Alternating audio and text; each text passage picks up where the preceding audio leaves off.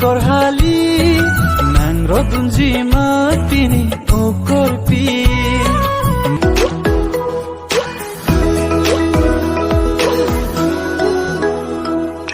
ruve ke jang ko bona bin nang sang no nang chung ing sang na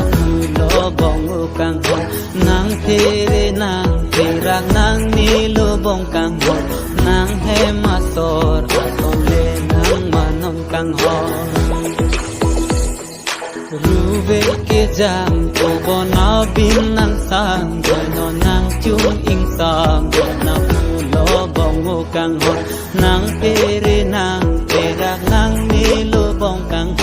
nang he masor atole nang manom kang ho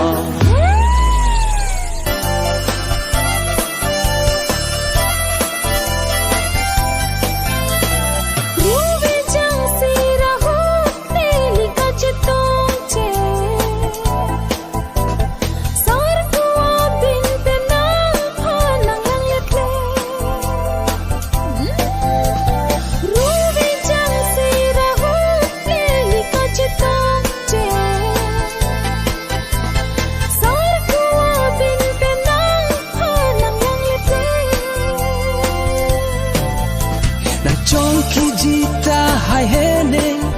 nang lang joy joy al set penny raje ke metene e saying they are no to verlone nang chong kijita hai hene nang lang joy joy al set penny raje ke